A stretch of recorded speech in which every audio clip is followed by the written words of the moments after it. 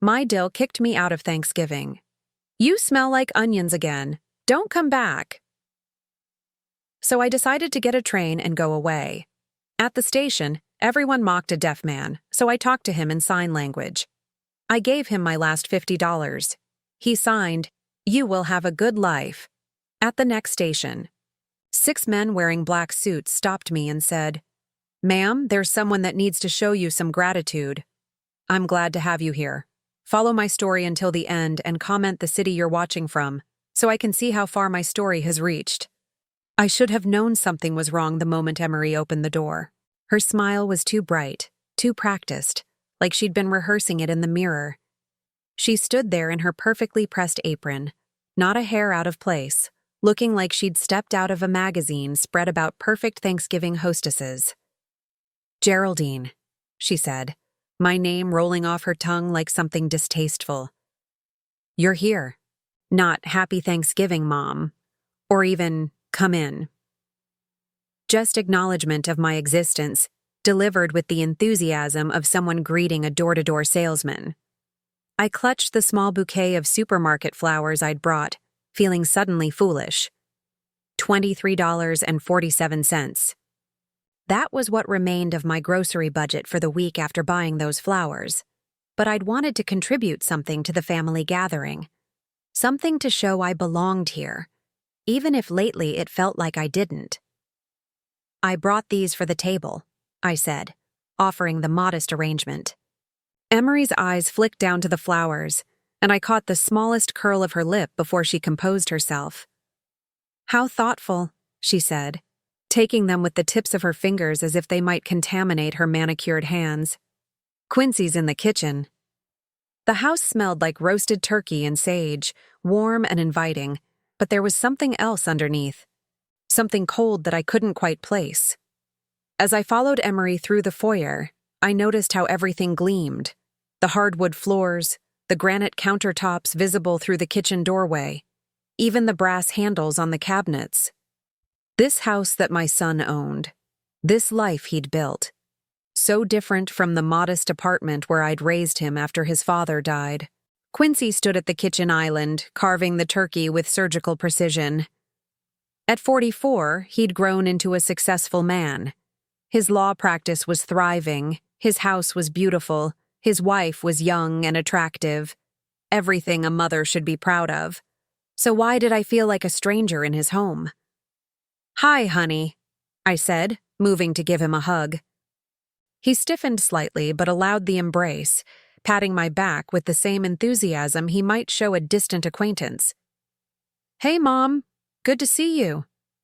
The kitchen was filled with the sounds of a perfect Thanksgiving preparation.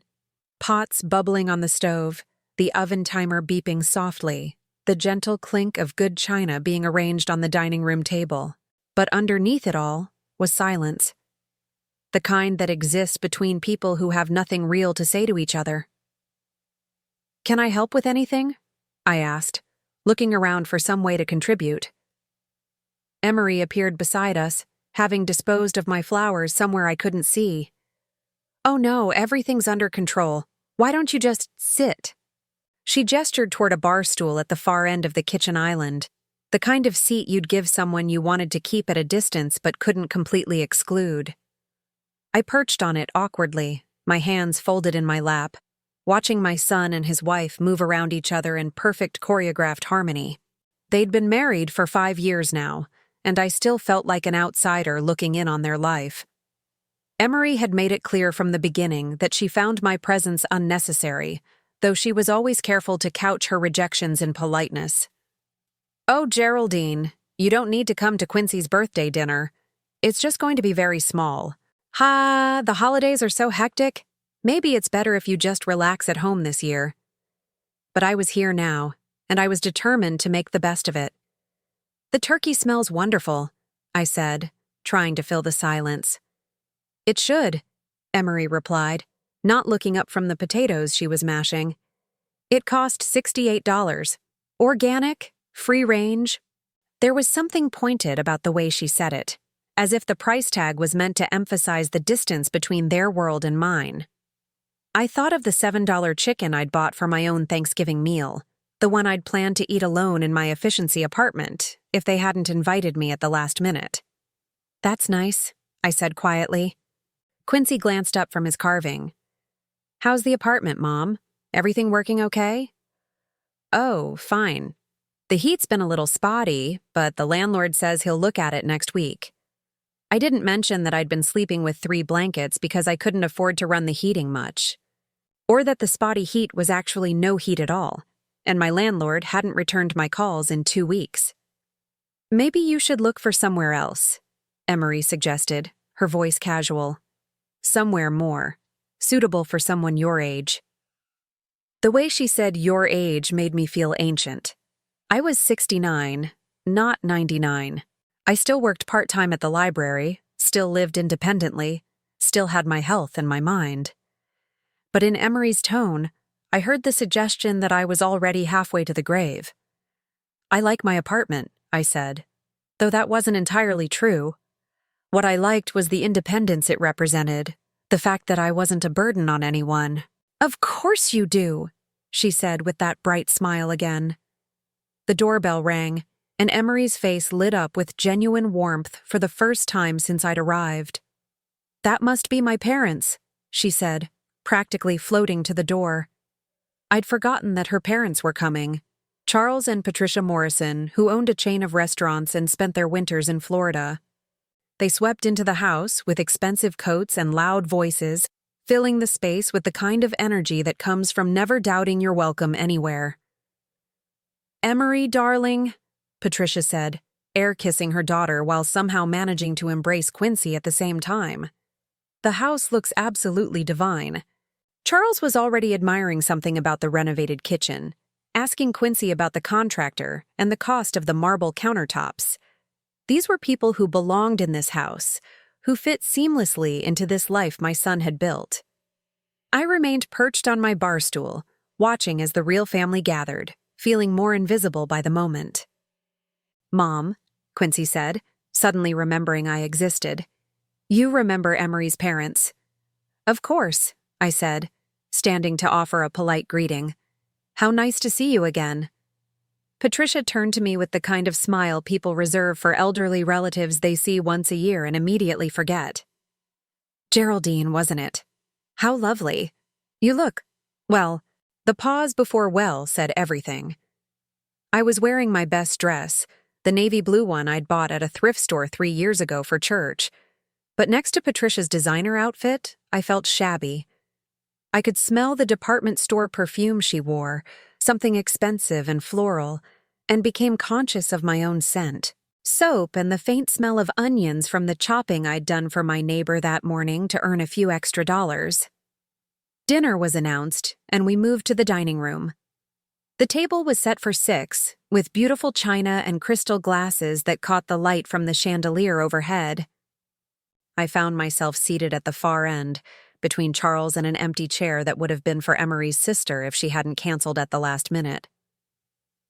The conversation flowed around me like water around a stone. Talk of vacation plans and stock portfolios, of restaurants they'd tried and wines they'd discovered. I tried to contribute when I could, but my stories of library patrons and thrift store finds seemed to fall flat, creating awkward pauses that Emery would quickly fill with a new topic. I was reaching for the salt when it happened. "Oh, God," Emery said suddenly, her voice sharp with disgust. "What is that smell?" The table went quiet. Everyone's heads turned, following Emery's horrified gaze directly to me. "Emery," Quincy said quietly, a warning in his voice.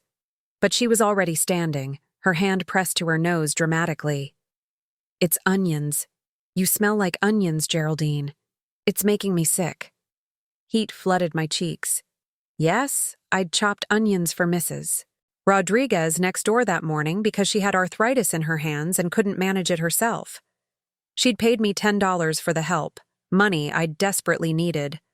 I'd scrubbed my hands afterward, used lemon juice and soap, but the smell must have lingered on my clothes. "I'm sorry," I whispered. "I didn't realize." "How can you not realize?" Emery's voice was getting louder, more shrill. It's overwhelming. Patricia, aren't you just dying from that smell? Patricia shifted uncomfortably in her seat, clearly torn between supporting her daughter and not wanting to be openly cruel to an elderly woman. I think I should go, I said, starting to rise from my chair. Yes, Emery said quickly, relief evident in her voice. Yes, I think that would be best. This is a special dinner and, well, you understand. I looked at my son, waiting for him to defend me, to tell his wife that she was being cruel and unreasonable. But Quincy just stared at his plate, his jaw tight, saying nothing. Quincy, I said softly. He finally looked up at me, and in his eyes I saw something that cut deeper than his wife's words. Embarrassment. He was embarrassed by me. Maybe it would be better, Mom, he said quietly. Just for tonight. Those words hit me like a physical blow. My own son, the boy I'd raised alone after his father died, the one I'd worked 3 jobs to support through law school, was asking me to leave because I smelled like the honest work I'd done to survive. I stood on shaking legs, my napkin falling to the floor. No one moved to help me pick it up. I'll get my coat, I managed to say. In the foyer, I fumbled with my old wool coat, my hands trembling so badly I could barely manage the buttons. Through the dining room doorway, I could hear Emery's voice, bright and cheerful again. I'm so sorry about that. She's been having some difficulties lately. Poor thing doesn't really understand social cues anymore. Poor thing. As if I were some addled old woman who couldn't take care of herself, instead of someone who'd sacrificed everything for the son who now sat silent while his wife humiliated me. I let myself out without saying goodbye. The November air hit my face like a slap, but I welcomed its honesty after the poisonous warmth inside. In my car, I sat with my hands on the steering wheel, trying to catch my breath. $50.37. That was all I had in my purse until my Social Security check came next week. Enough for gas and maybe a small dinner somewhere, but not enough for much else. I pulled out of the driveway and drove toward downtown, not really knowing where I was going. The radio was playing soft jazz, and the city lights blurred through my tears. For the first time in my life, I had nowhere to go for Thanksgiving. The train station appeared ahead of me, its old brick facade lit up against the darkening sky. Without really deciding to, I pulled into the parking lot and sat there, watching people hurry in and out with suitcases and purpose. Maybe it was time to just go somewhere. Anywhere. Leave this city where my son lived his perfect life without room for his embarrassing mother. I had $50 and a credit card with maybe $200 of room left on it.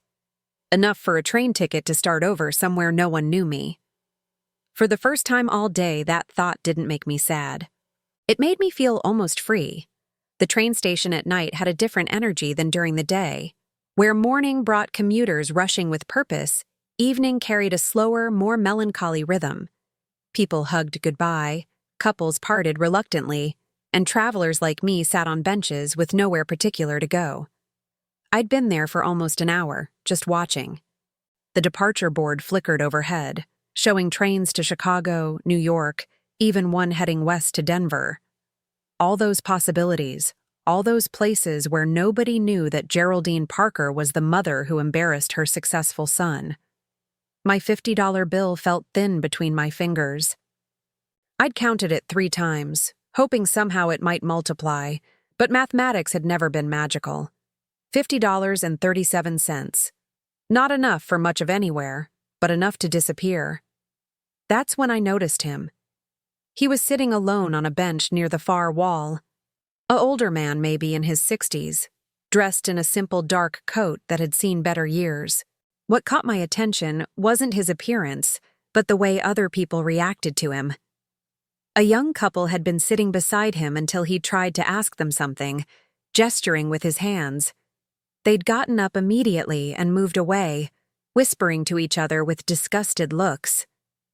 A station employee had approached him twice, speaking loudly and slowly, as if volume might overcome whatever communication barrier existed. Each time, the man had tried to respond with hand gestures, but the employee grew increasingly frustrated and eventually walked away, shaking his head. I watched as a group of teenagers noticed him signing to himself, apparently talking through some internal conversation. They started mimicking his hand movements, exaggerating the gestures and laughing.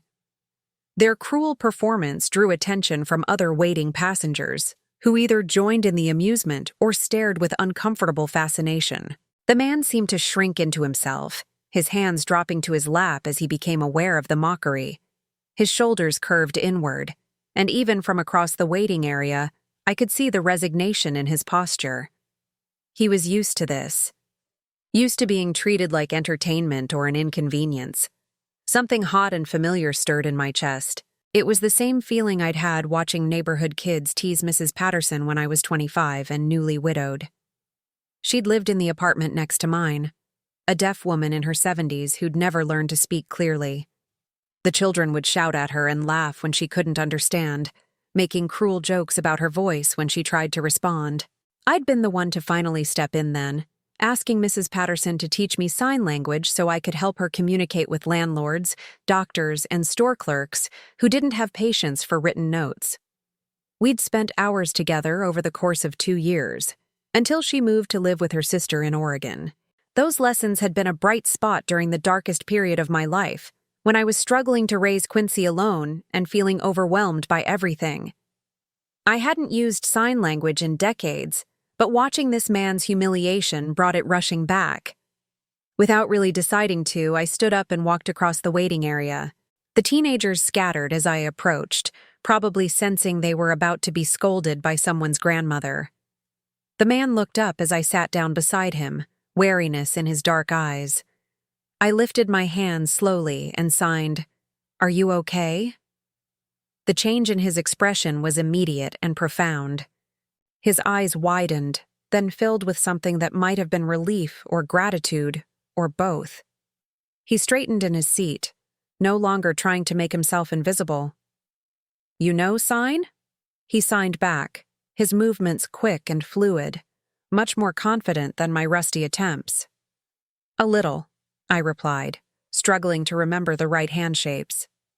People were being unkind. "I'm sorry." He waved away my apology with a graceful gesture. "I'm used to it. Thank you for noticing, though. Not many people do." We sat in comfortable silence for a moment, and I found myself studying his face. There was something dignified about him, despite his simple clothes and the way others had treated him. His hands were clean and well cared for, his posture straight now that he didn't feel under attack. He carried himself like someone accustomed to respect, even if he wasn't receiving it tonight. "Are you traveling?" I asked. "Supposed to be," he signed, then paused. "But I think I lost my wallet. Had my ticket, my identification, everything." My heart sank for him. Being stranded was bad enough when you could easily communicate with station personnel. For someone who couldn't hear and relied on sign language, it would be nearly impossible to get help from anyone here. "Did you check the lost and found?" He nodded, looking discouraged. The clerk couldn't understand what I was looking for. He kept talking louder, as if that would help. His hands moved with a touch of bitter humor. Amazing how many people think deafness is actually a volume problem. I found myself smiling at that, which seemed to surprise him. "Where were you trying to go?" I asked. "Baltimore. I have family there." He paused, seeming to debate something with himself. "I'm supposed to be at work tomorrow, but I guess that's not happening now." "What kind of work do you do?" His hands hesitated, then he signed simply, "Medical field, but it's not important now." There was something he wasn't telling me, but I didn't press. We all had our private troubles. I looked around the station, at all the people rushing past without a second glance at this man who was stuck. The departure board showed a train to Baltimore leaving in 45 minutes. According to the price display, a one-way ticket cost $43. I had $50.37. "What if I bought your ticket?" I heard myself asking. His hands went still. I couldn't ask you to do that. You didn't ask. I'm offering. You don't even know me. I thought about that for a moment. I know you're stranded and need help. I know people were treating you badly and you didn't respond with anger. That tells me enough. He studied my face intently as if trying to read something there. Why would you help a stranger? The question caught me off guard. Why was I willing to give away almost all the money I had to someone I'd just met? Maybe it was because I'd been shown so little kindness myself today. Maybe it was because helping Mrs. Patterson had been one of the few times in my life I'd felt truly useful. Or maybe it was simply because doing something good felt better than sitting alone feeling sorry for myself. Because you need help, and I can provide it, I signed. It's that simple. He was quiet for a long moment, his hands folded in his lap. When he finally looked up, his eyes were bright with unshed tears. That would mean everything to me, he signed. But I don't know how I could repay you. You don't need to repay me. I stood up and walked to the ticket counter, my heart pounding. $43 would leave me with $7.37. Not enough to buy a ticket anywhere myself. Barely enough for a meal. But seeing the relief and gratitude in his expression had been worth more than money. The ticket agent, a tired-looking woman in her 40s, barely looked up as she processed the purchase. Next train to Baltimore departs platform 3 in 40 minutes, she said, sliding the ticket across the counter. When I returned to the bench, he was standing, ready to go. I handed him the ticket, and he stared at it for a moment as if he couldn't quite believe it was real. Thank you, he signed, but the simple words seemed inadequate for what he was feeling. Travel safely, I replied. He hesitated, then reached into his coat pocket and pulled out a business card. It was plain white with just a phone number printed on it, no name or company. He pressed it into my hand. If you ever need anything, he signed, call this number. Tell them Samuel sent you. Samuel? I repeated, trying to remember the sign for his name. He showed me, spelling it out with finger letters, then making a quick gestural sign that looked like he was drawing something in the air. What will I tell them you did for me? I asked. His hands moved slowly, thoughtfully. Tell them you showed kindness to a stranger when no one else would. They'll understand. There was something significant about the way he said it, as if this card and this number meant more than they appeared to. But before I could ask, the announcement came over the loudspeaker for final boarding to Baltimore. That's my train, he signed. Go, I urged him. Don't miss it. He picked up a small canvas bag I hadn't noticed before and slung it over his shoulder. As he started to walk away, he turned back one more time. You will have a good life, he signed, the movements deliberate and precise. It didn't feel like a casual wish or empty platitude. It felt like a promise. Then he disappeared into the crowd heading toward platform 3. I sat back down on the bench, the business card still warm in my palm. Around me, the station continued its evening rhythm, but something had shifted. The emptiness I'd felt leaving my son's house had been replaced by something else. Not happiness exactly, but a sense of having done something meaningful. $7.37. I counted the remaining money in my purse and laughed quietly to myself. I'd given away most of what I had to a complete stranger, and somehow I felt richer than I had all day. The card was plain and unremarkable, but I slipped it carefully into my wallet next to my driver's license. Samuel had said to call if I ever needed anything, but what could a deaf man with no wallet possibly do to help someone like me?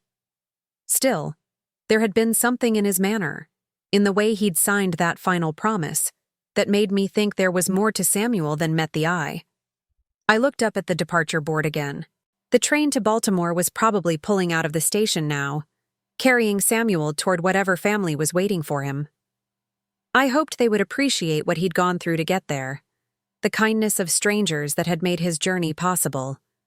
A new announcement echoed through the station, calling for passengers to board the late train to Chicago. For a moment, I considered it. $7 wouldn't buy me a ticket, but maybe I could talk to the conductor, explain my situation. Maybe there was a way to start over somewhere new. But as I sat there in the warm station, watching other people begin their journeys, I realized something had changed in me. For the first time in months, I didn't feel like running away. I felt like someone who had something valuable to offer the world, even if my own family couldn't see it. I stood up, gathered my coat, and walked toward the exit. Outside, the November air was still cold, but it no longer felt like a slap. It felt like a fresh start. The business card pressed against my fingers through my wallet as I walked to my car. Samuel had disappeared into the night, but he'd left me with something unexpected. Not just a mysterious phone number, but a reminder that there were still people in the world who recognized genuine kindness when they saw it. And somehow, that felt like the beginning of something important. I made it exactly 3 blocks from the train station before they found me. 6 men in identical black suits materialized from the shadows like something out of a movie. They moved with the kind of coordinated precision that spoke of military training or law enforcement, forming a loose circle around my old Honda as I sat at a red light. My first instinct was panic. In my neighborhood, well-dressed men approaching your car at night usually meant trouble of the expensive kind. I fumbled for the door lock, but the man nearest my window held up his hands in a gesture of peace. He was tall, maybe in his 40s, with graying temples and the kind of serious expression that comes from carrying important responsibilities. When he spoke, his voice was respectful but urgent. "Mrs. Parker, I'm Agent Morrison with Hospital Security. There's someone who needs to show you some gratitude." "Hospital security?" I rolled down my window a few inches, my heart still hammering. "I don't understand." "The gentleman you helped at the train station tonight, Dr. Samuel Chen. He asked us to find you." Dr. Chen. Samuel was a doctor. That explained the dignity I'd sensed beneath his simple clothes. But it didn't explain why hospital security was tracking me down like I was some kind of fugitive. "Is he okay?" I asked. "Did something happen to his train?" Agent Morrison exchanged glances with his colleagues. "Mrs. Parker, would you be willing to come with us? Dr. Chen would very much like to speak with you, and there are some things he needs to explain in person." Every instinct I'd developed in 69 years of life told me to drive away. Normal people didn't get approached by teams of security agents. Normal good deeds didn't result in mysterious summons in the middle of the night. But nothing about this evening had been normal, starting with my own son asking me to leave his Thanksgiving table. And something in Agent Morrison's manner convinced me that whatever this was about, it wasn't dangerous. At least not to me. "Where is Dr. Chen?" I asked. "St. Mary's Hospital, about 15 minutes from here." I thought of my empty apartment, of the $7.37 in my purse, of the humiliation still burning in my chest from dinner. What did I have to lose? "I'll follow you," I said. The convoy of black SUVs that escorted me through the city was both ridiculous and oddly comforting. Whatever Samuel had gotten himself into, it was clearly serious enough to warrant this level of security. As we pulled into the hospital's private entrance, I began to understand that the man I'd helped wasn't just any doctor. St. Mary's was the kind of hospital where wealthy people went for discreet treatment. The private wing we entered looked more like a luxury hotel than a medical facility, with marble floors and original artwork on the walls. Agent Morrison guided me through corridors that smelled of expensive disinfectant and privilege. "Mrs. Parker," he said as we walked, "before we go in, I need to explain something. Dr. Chen suffered a massive heart attack at the train station tonight. If you hadn't been there to communicate with the paramedics, he would have died." The words hit me like a physical blow. Heart attack? But he seemed fine when I talked to him. He was having chest pains when you found him. That's why he was sitting alone, trying to manage the discomfort. When the attack intensified, he tried to signal for help, but nobody understood what he needed. You saved his life by translating for the emergency responders. I stopped walking. I didn't translate for anyone. I just bought him a train ticket. Agent Morrison looked confused. Mrs. Parker. The paramedics reported that a woman used sign language to communicate Dr. Chen's symptoms and medical history. That information was crucial for his treatment. My memory of the evening suddenly shifted, pieces falling into place differently. The moment when Samuel had tried to ask those people something, and they'd moved away in disgust. The way he'd gestured when the station employee couldn't understand him. The teenagers mocking his hand movements. "Oh my God," I whispered. He wasn't trying to travel. He was trying to get help.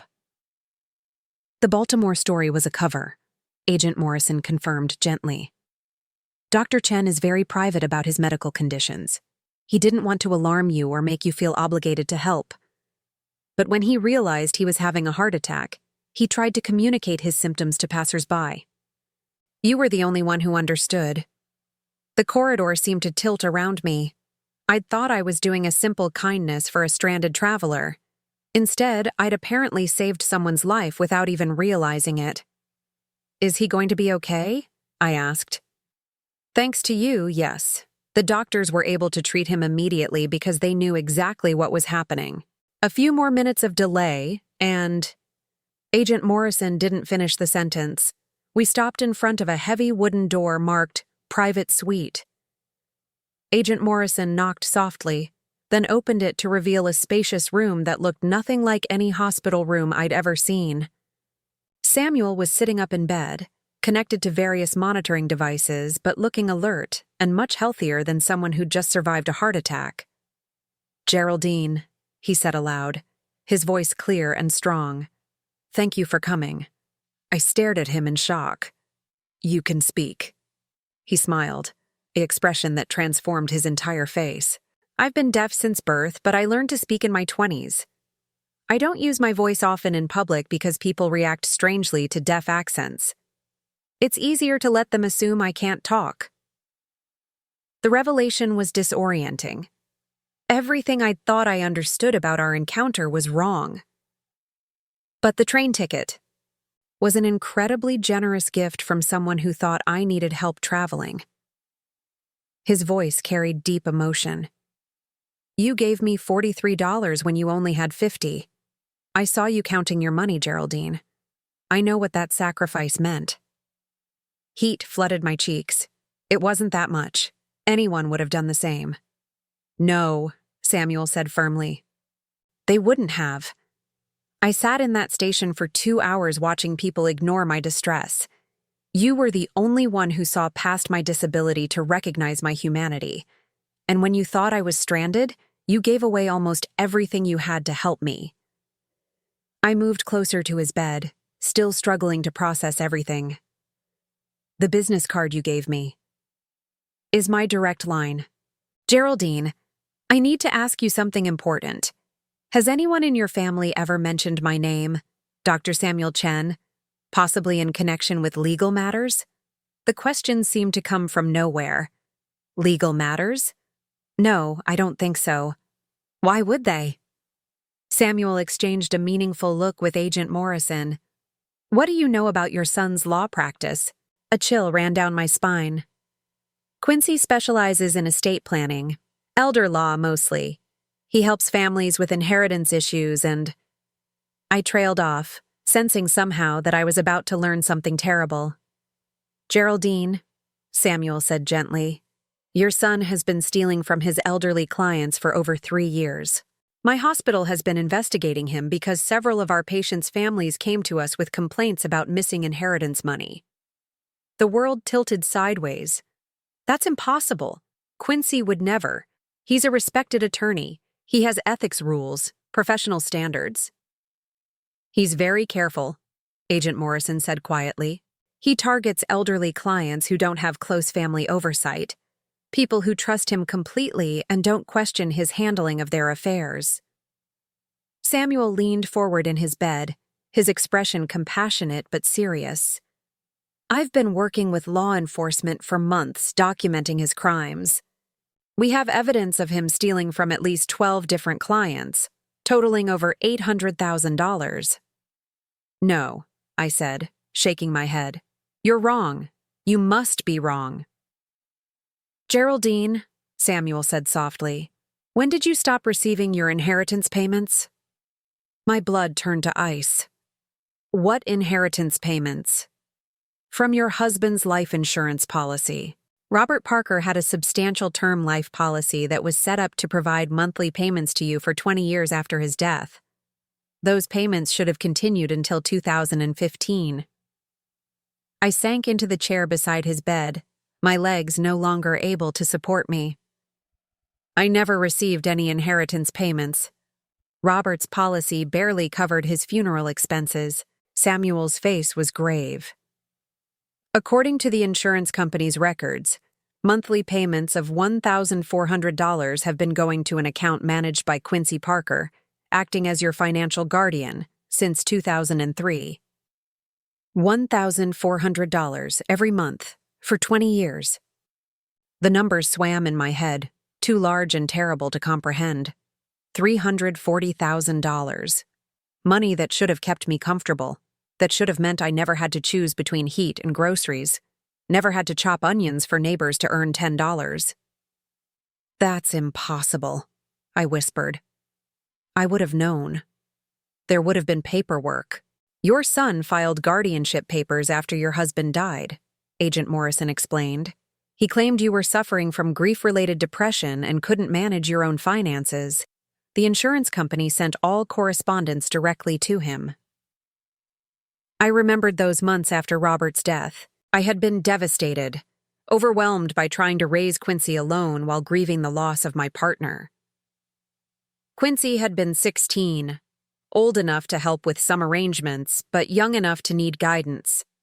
I'd been grateful when he'd taken initiative with some of the legal paperwork, proud of how mature and responsible he was being. He'd stolen from me for 20 years. Started when he was still in high school, continued through college, law school, his wedding, his entire adult life. Every time I'd struggled to pay rent, every time I'd apologized for not being able to help him financially, he'd been living off money that belonged to me. The insurance company tried to contact you several times over the years when payments were missed or delayed, Samuel continued, but Quincy intercepted all the correspondence. As far as they knew, you were being taken care of. My mind flashed to all the times Quincy had handled my mail, offering to help with bills and paperwork because it was too much stress for me. Times when I'd been grateful for his assistance, proud that I'd raised such a caring son. Does Emery know? I asked, though I already suspected the answer. Samuel nodded grimly. She's the one who suggested the guardianship fraud originally. We have emails between them discussing how to maintain the arrangement and avoid detection. Emery, the woman who'd humiliated me for smelling like onions, who'd treated me like an unwelcome burden, had been living in a house paid for with money stolen from me. The expensive furniture, the $68 turkey, the renovated kitchen with marble countertops, all of it funded by my husband's life insurance. Why are you telling me this? I asked. Why do you care about one old woman's family problems? Because you saved my life, Samuel said simply, and because I've spent my career fighting for people who can't fight for themselves. I run a foundation that provides legal aid to elderly victims of financial abuse. When I started investigating your son, I never imagined I'd end up owing my life to his victim. The irony was breathtaking. The son who'd stolen my future had led me to the man who could restore it. The humiliation that had driven me from Quincy's house had brought me to the train station at exactly the moment Samuel needed help. What happens now? I asked. Now we give you back what was stolen, Samuel said. And we make sure your son faces consequences for what he's done. Agent Morrison pulled out a thick folder. We have all the documentation ready. The insurance company has already frozen your son's access to the accounts. You can have your money back by the end of the week. $340,000. The amount was so large it felt abstract, like monopoly money. But it represented 20 years of struggling, 20 years of believing I was a burden, 20 years of accepting charity from the very people who were robbing me. There's something else, Samuel said quietly. "The medical emergency tonight. Your intervention. It's given us the perfect opportunity to approach your son about the investigation. We'd like you to be there when we do." I looked up at him sharply. "What do you mean?" "We mean," Agent Morrison said with a slight smile, "that Quincy Parker is about to learn that the mother he dismissed tonight holds all the power in his life." As the full implications sank in, I felt something I hadn't experienced in decades. Not just relief or vindication, but a sense of justice so profound it made me dizzy. Tomorrow, the son who'd asked me to leave his table because I embarrassed him would discover that his entire comfortable life had been built on money stolen from the woman he'd rejected. I didn't sleep that night. How could I? 20 years of lies had been stripped away in a single conversation, leaving me staring at the ceiling of my efficiency apartment with a clarity that was almost painful. Samuel had sent me home with a thick folder of documents and Agent Morrison's business card, promising they would contact me the next morning with a plan. But lying there in the dark, listening to my neighbor's television through the thin walls, I found myself thinking about more than just the money. I thought about every time I'd apologized for not contributing more to family gatherings. Every birthday when I'd given Quincy a modest gift and watched him accept it with the kind of polite gratitude you show to distant relatives. Every Christmas when Emery had made subtle comments about how difficult it must be to live on a fixed income. They had been stealing from me while accepting my gratitude for their occasional acts of charity. The phone rang at exactly 8 o'clock in the morning. Agent Morrison's voice was crisp and professional.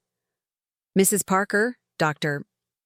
Chen would like to meet with you this morning before we approach your son. Are you available at 10?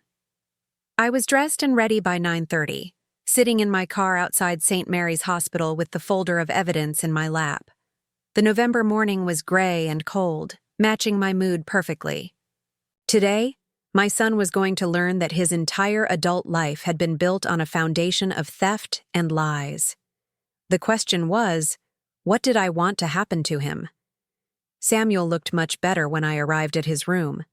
The monitors were gone, and he was dressed in street clothes, sitting in a chair by the window with a cup of coffee. When he saw me, he stood and embraced me gently. "How are you feeling?" he asked. "Angry," I said honestly. "Confused, betrayed, but also relieved somehow. At least now I know why nothing ever made sense." He nodded understanding. Financial abuse within families is particularly devastating because it destroys trust in the people who are supposed to protect you. Your feelings are completely normal. "What happens to Quincy?" I asked.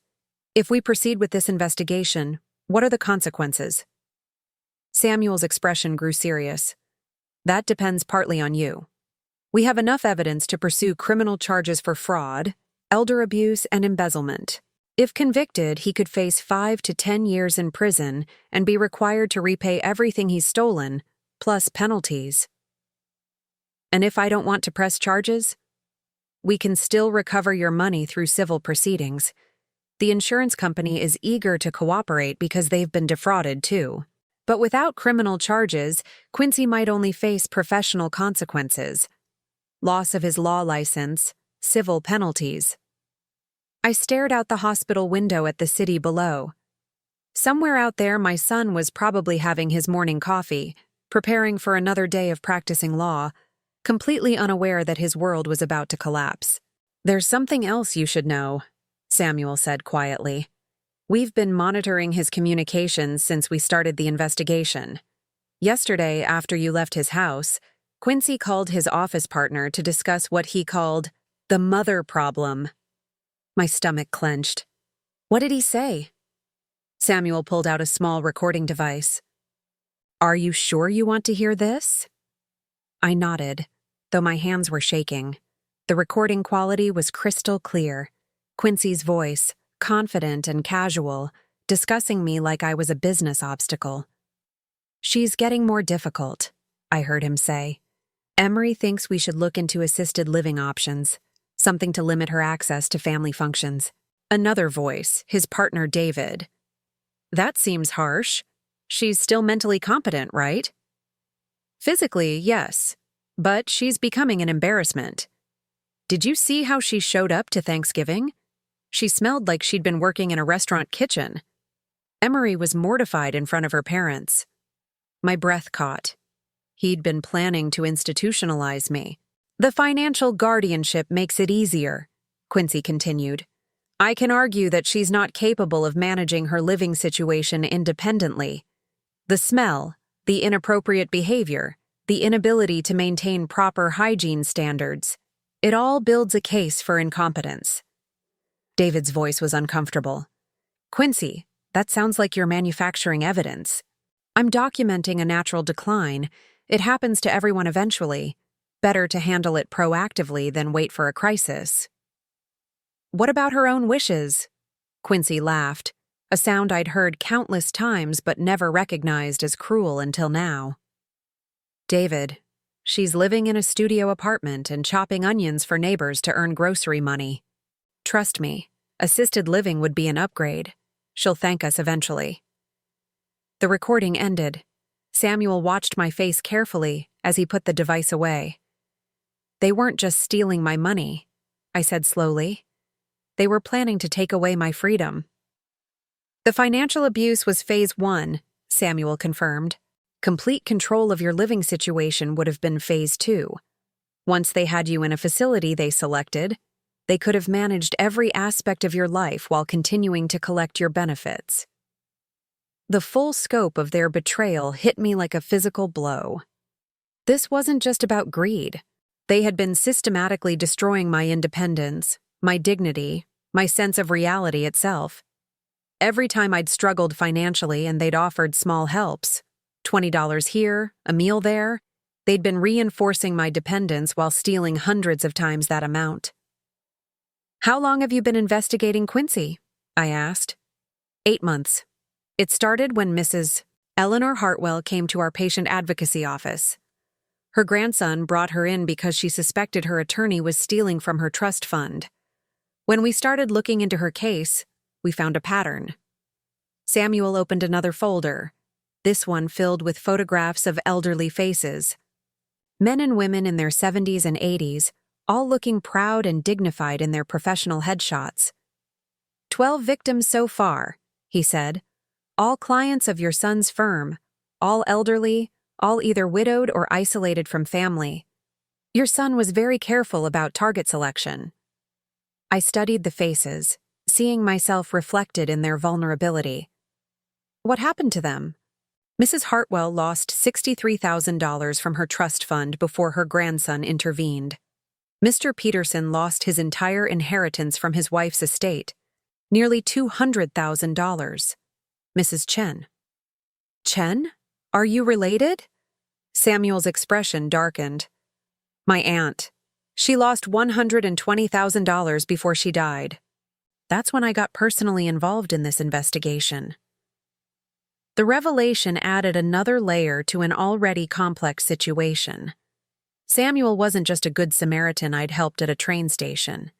He was a man whose family had been victimized by my son, who had been working for months to bring Quincy to justice. You knew who I was last night, I said. At the train station. I suspected. When you told me your last name was Parker, it seemed too coincidental. But I wasn't certain until Agent Morrison confirmed your identity. So when you said I would have a good life, I meant it. Your son's crimes were about to be exposed whether we'd met or not. You saved my life, Geraldine. The least I could do was make sure justice included you. A knock at the door interrupted us. Agent Morrison entered, followed by a woman in an expensive suit carrying a briefcase. Mrs. Parker, Agent Morrison said. This is Attorney General Richards. She's here to discuss your options. What? Attorney General Richards was probably in her 50s, with the kind of authoritative presence that came from years of prosecuting difficult cases. She shook my hand firmly and sat down across from me. Mrs. Parker, I want you to know that what happened to you represents one of the most extensive cases of familial financial abuse we've seen. Your son didn't just steal money. He systematically manipulated your understanding of your own financial situation to maintain control over your life. What are my choices? I asked. We can proceed with criminal charges immediately. The evidence is overwhelming, and we can guarantee conviction. Your son would face significant prison time and be required to make full restitution. And if I don't want to pursue criminal charges? We can still recover your money through civil proceedings and professional sanctions. Your son would lose his law license and be barred from practicing law, but he wouldn't face jail time. I thought about the recording, about Quincy's casual discussion of putting me in assisted living against my will, about Emery's cruel smile as she humiliated me in front of her parents, about 20 years of believing I was a burden when I was actually being robbed. There's a third option, Attorney General Richards continued. We can arrange a confrontation where your son learns about the investigation in your presence. Sometimes seeing the human cost of their crimes helps defendants understand the gravity of their actions. You mean I could be there when you tell him you know what he's done? Yes. Dr. Chen suggested it might provide some closure for you to see your son's reaction when he learns his crimes have been discovered. I thought about Quincy asking me to leave his table because I embarrassed him, about Emery's disgust at my smell, about their plans to institutionalize me for being inconvenient. I want to be there, I said. I want to see his face when he realizes the mother he dismissed controls his entire future. Attorney General Richards smiled grimly. Then let's pay your son a visit. As we prepared to leave the hospital, Samuel took my arm gently. Geraldine, he said, whatever you decide about pressing charges, remember that you have your power back now. You're not the victim anymore. You're the one making the choices. For the first time in 20 years, that felt absolutely true. The drive to Quincy's law office took 25 minutes, giving me plenty of time to think about what I wanted to say to the son who had stolen my life while pretending to love me. By the time we pulled into the parking lot of his prestigious downtown firm, I knew exactly what kind of justice I wanted. Quincy's law office was everything I'd expected, and nothing I'd ever felt comfortable in. Glass and steel, polished marble, abstract art that probably cost more than I'd spent on rent in 2 years. The kind of place designed to intimidate clients into believing their attorney was worth his astronomical fees. I'd been in this building exactly twice in the 20 years since Quincy had established his practice. Both times, I'd felt like an intruder, someone who clearly didn't belong among the wealthy clients who could afford his services. Now, walking through the lobby flanked by Agent Morrison and Attorney General Richards, I felt different. Not like an intruder, but like someone with a purpose. He's in a client meeting, the receptionist informed us, her voice carefully neutral despite the obvious tension of having law enforcement appear unannounced. Mr. Parker asked not to be disturbed. Tell him it's about his mother, Attorney General Richards said calmly. Tell him it's urgent. The young woman's eyes flicked to me, taking in my modest coat and sensible shoes, clearly confused about why this elderly woman was accompanied by what was obviously a very serious legal delegation. She picked up her phone and spoke in hushed tones. "He'll see you in 5 minutes," she said, hanging up. "Conference room B." As we waited, I studied the photographs lining the walls. Quincy shaking hands with judges, receiving awards from bar associations, posing at charity functions with Emery by his side. In every picture, he looked confident, successful, respected. The kind of son any mother should be proud of. I thought about the recording Samuel had played me, about Quincy's casual discussion of putting me in assisted living against my will, about how he'd laughed when his partner suggested I might have my own wishes about my living situation. "Mrs. Parker," Attorney General Richards said quietly, "are you ready for this?" I nodded, though my hands were shaking slightly. I've been ready for 20 years. I just didn't know it. The conference room was impressive, with floor-to-ceiling windows overlooking the city and a table that could seat 20 people. Quincy was already there when we entered, standing at the head of the table in his perfectly pressed suit, his expression shifting from professional courtesy to confusion to alarm as he registered who was with me. "Mom," he said, his voice carefully controlled. "What's going on?" These people said it was urgent. "Hello, Quincy," I said, surprised by how calm my own voice sounded. "We need to talk." Attorney General Richards took charge immediately, placing her briefcase on the conference table and removing several thick folders. "Mr. Parker, I'm Attorney General Richards. This is Agent Morrison from the Hospital Fraud Investigation Unit. We're here about your handling of your mother's financial affairs." The color drained from Quincy's face, but he recovered quickly, slipping into lawyer mode. "I don't understand." "What financial affairs? My mother handles her own finances." "Actually," Agent Morrison said, consulting his notes, "according to our records, you've been managing her finances under a guardianship arrangement since 2003. An arrangement that has allowed you to intercept and redirect monthly insurance payments totaling $340,000 over the past 20 years. Quincy's carefully composed expression cracked, just for a moment, before he reassembled his professional mask. "I think there's been some misunderstanding. My mother asked me to help with paperwork after my father died. Everything I've done has been with her knowledge and consent." "Is that true, Mrs. Parker?" Attorney General Richards asked me directly. I looked at my son. This man I'd raised alone after his father died. This person I'd been so proud of for his success and accomplishments. "No," I said clearly. "It's not true. I never asked you to manage my finances. I never knew there were any insurance payments. I never knew about any guardianship arrangement." Quincy turned to me, his eyes flashing with something between anger and desperation. "Mom, you were grieving. You couldn't handle the paperwork. I was trying to help you." "By stealing from me?" The word hung in the air like an accusation that could never be taken back. Quincy flinched as if I'd slapped him. "I didn't steal anything," he said, his voice rising slightly. "I invested your money. I've been managing it responsibly. You think that little apartment you live in is cheap? You think your bills pay themselves? I've been supplementing your income for years." The audacity of it took my breath away. He was actually trying to make me grateful for his theft, pretending that his occasional $20 handouts were acts of generosity rather than crumbs from my own stolen inheritance. "Supplementing my income with my own money," I said. "Money that belonged to me from the beginning."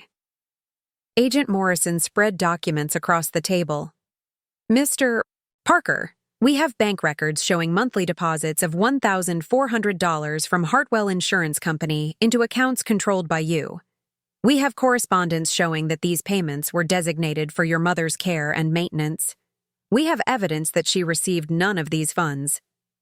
Quincy stared at the papers, his jaw working silently.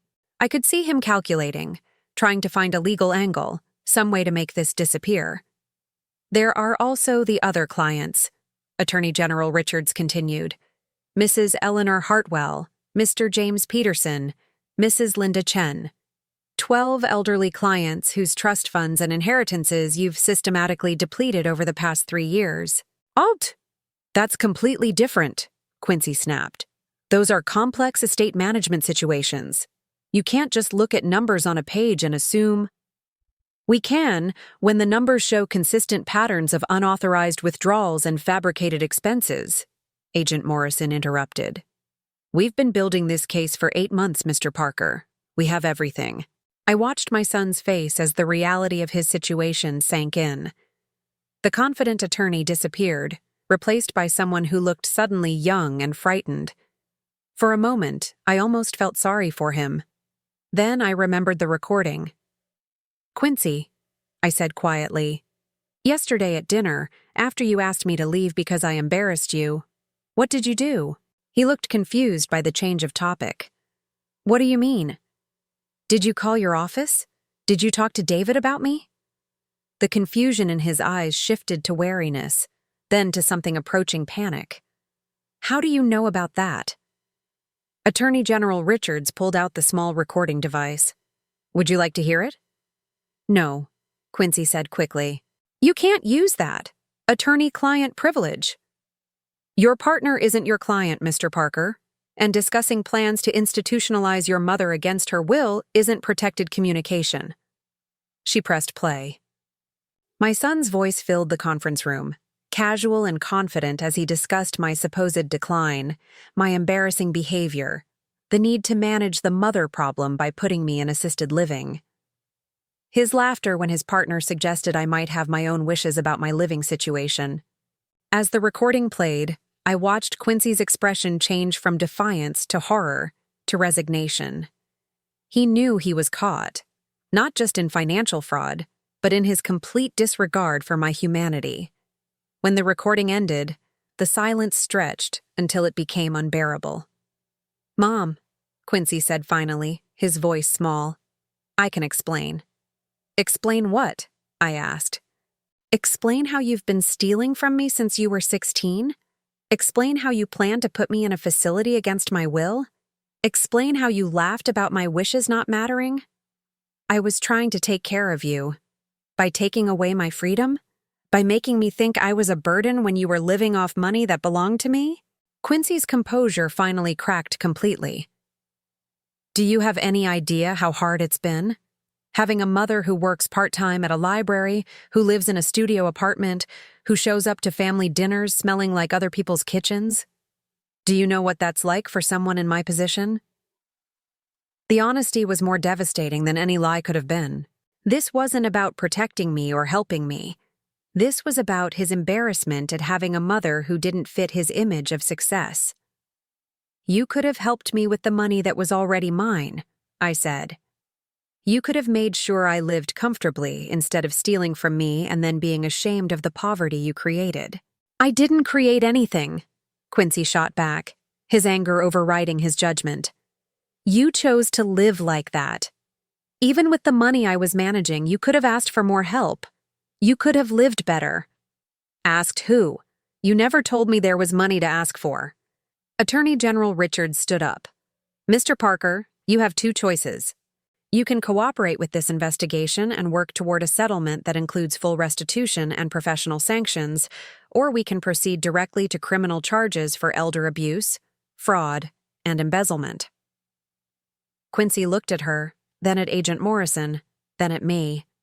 For the first time in my adult life, I saw my son not as the successful attorney or the ungrateful child, but as what he really was.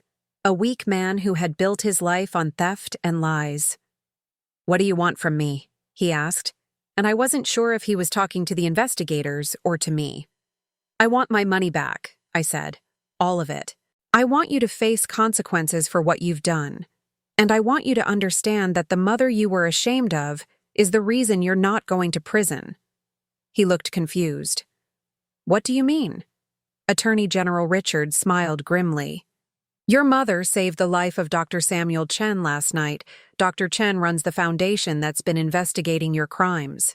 Because of her actions, he's recommended that we offer you a plea agreement instead of pursuing maximum criminal penalties." The irony was so perfect it was almost funny. The same night Quincy had rejected me for embarrassing him, I had unknowingly saved the life of the man who could destroy his career. The kindness he found shameful had earned him the mercy he didn't deserve. "I don't understand," Quincy said weakly. "You don't have to understand," I replied, standing up from my chair. "You just have to live with the consequences of your choices." I looked at my son one last time, this man I had raised and loved and sacrificed for, who had repaid me with theft and betrayal and plans to steal my freedom. "Goodbye, Quincy," I said. "Don't contact me again." As I walked toward the door, I heard him call my name, his voice breaking. I didn't turn around. Some relationships, once broken by betrayal this profound, can never be repaired. And for the first time in my life, I was okay with that. 2 years later, I stood in the kitchen of my new apartment, making coffee and watching the sunrise through windows that faced east instead of the brick wall I'd stared at for so many years. The apartment had 2 bedrooms, central heating that worked, and a view of the park where I took my morning walks. The insurance settlement had been finalized within 6 weeks of the confrontation. $340,000, plus interest and penalties, had been transferred to accounts in my name only. Quincy had been disbarred and sentenced to 18 months in minimum security prison, followed by 5 years of probation and community service working with elderly fraud victims. Emery had filed for divorce before his sentencing hearing was even completed. I could have bought a house with the settlement money. I could have traveled the world, purchased a luxury car, or moved to Florida like so many people my age. Instead, I'd chosen to live simply and invest wisely, keeping enough to ensure my comfort while using the rest to make sure I never had to depend on anyone again. The phone rang as I was reading the morning paper, a luxury I'd never been able to afford when $50 had to last a week. "Good morning, Geraldine." Samuel's voice was warm and familiar. "How are you feeling today?" "Free," I said, the same answer I'd given him every time he'd asked that question for the past 2 years. Samuel and I had developed an unlikely friendship after the investigation concluded. He'd insisted on staying in touch, claiming that saving his life had created a bond between us that couldn't be broken by the resolution of legal proceedings. I suspected it was more than that. 2 people who had survived betrayal by people they'd trusted, who understood the particular kind of strength required to rebuild after profound loss. "Are you ready for today?" he asked. Today was special. Quincy was being released from prison, and according to the terms of his probation, he was required to attend a victim impact session where the people he'd stolen from could address him directly if they chose to. I was the only victim who had agreed to participate. "I'm ready," I said. "Are you coming?" "I'll be there. Moral support." The community center where the session was being held looked like countless other institutional buildings, bland, functional, designed to be as non-threatening as possible. I arrived early and sat in the parking lot for a few minutes, thinking about what I wanted to say to the son I hadn't spoken to in 2 years. I'd received letters from him during his incarceration. Not many, and I'd only read the first one. It had been filled with self-pity and justifications, complaints about prison conditions and protests that he'd been trying to help me all along. I'd stopped reading and donated the rest to the shredder, but I'd heard things through the small legal community Samuel moved in. Quincy had struggled in prison, finding it difficult to adjust to a world where his law degree and family connections meant nothing. He'd completed his GED teaching program and worked in the prison library, apparently discovering some capacity for honest work.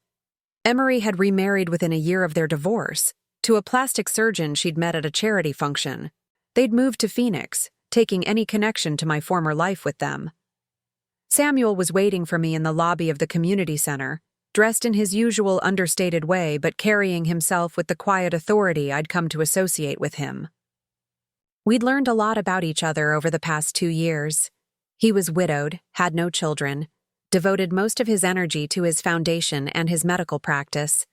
He'd become the closest thing I had to family, and I suspected I'd become the same for him. "How do you want to handle this?" he asked as we walked toward the conference room where the session would take place. "Honestly," I said, "I want to tell him the truth about what his choices cost. But I also want him to understand that I'm not angry anymore. I'm just done." The conference room was small and plain, with a circle of chairs arranged around a low table.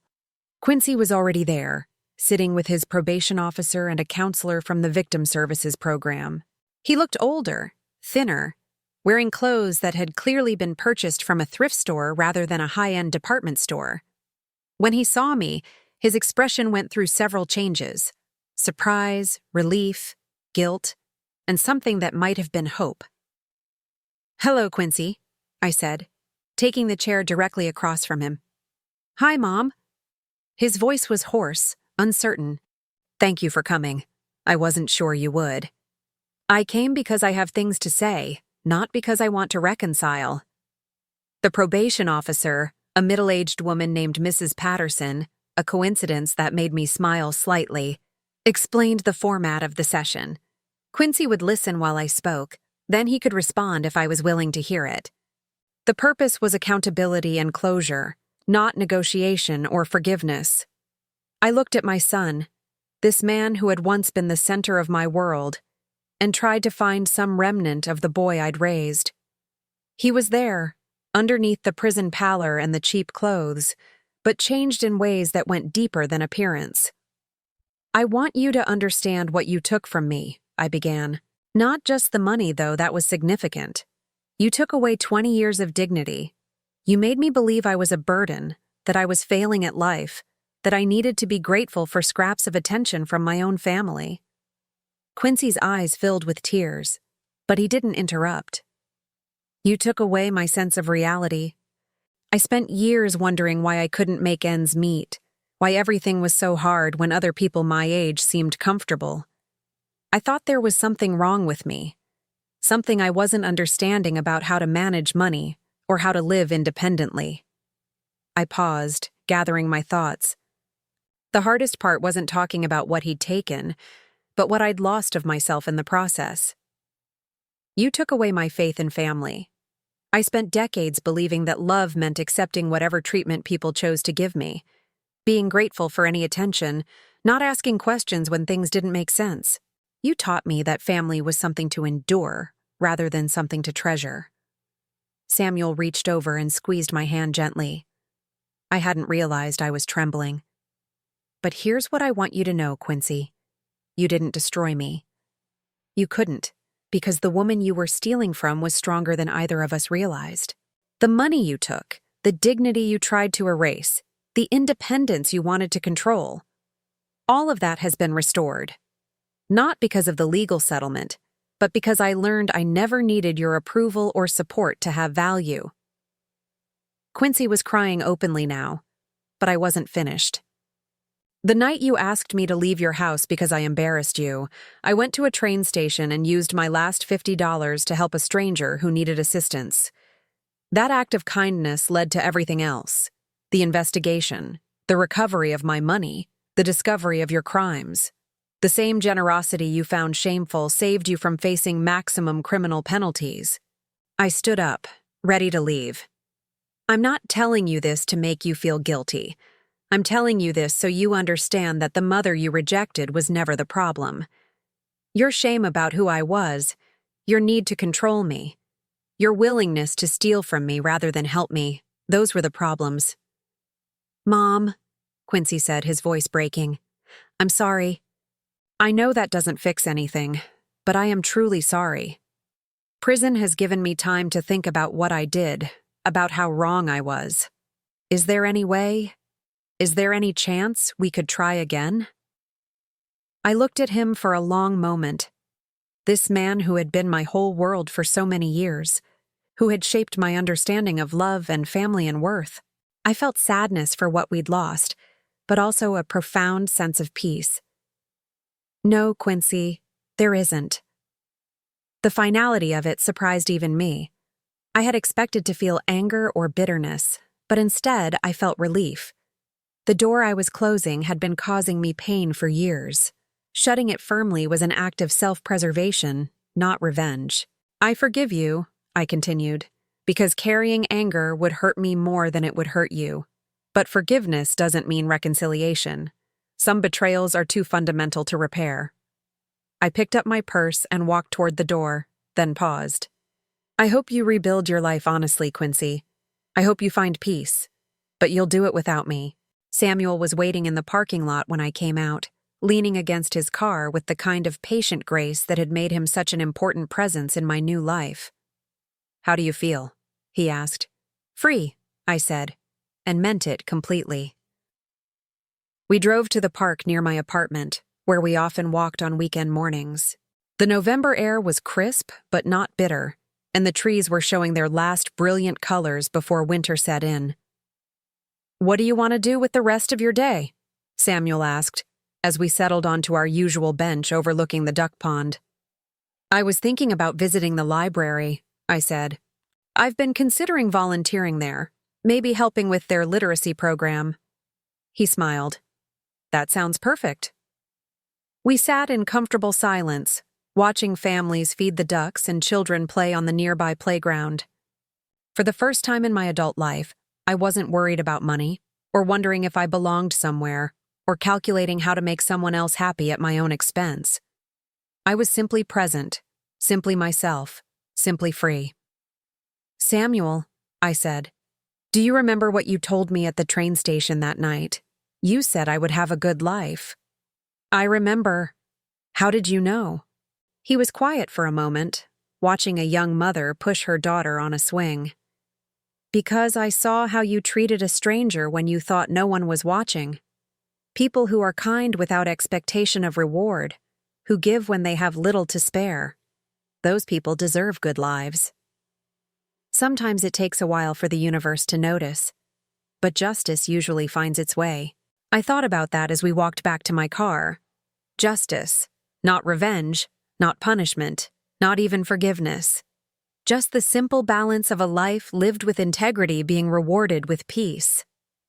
That evening, as I made dinner in my well-heated kitchen and planned my week of volunteer work and coffee dates with Samuel and book club meetings with my new neighbors, I realized something profound had happened.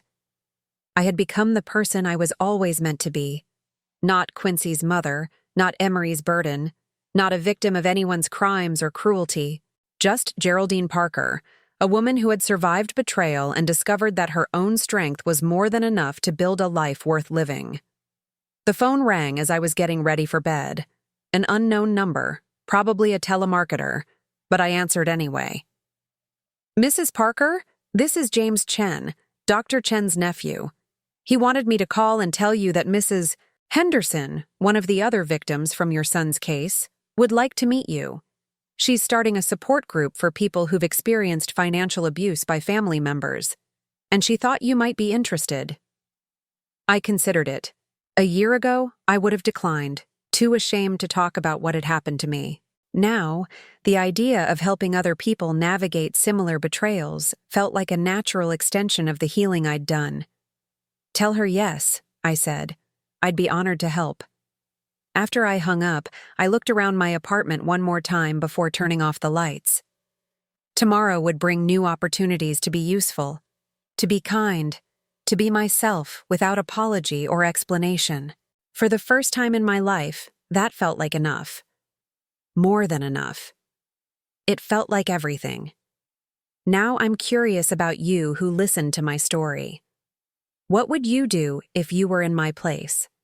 Have you ever been through something similar? Comment below. And meanwhile, I'm leaving on the final screen 2 other stories that are channel favorites, and they will definitely surprise you. Thank you for watching until here.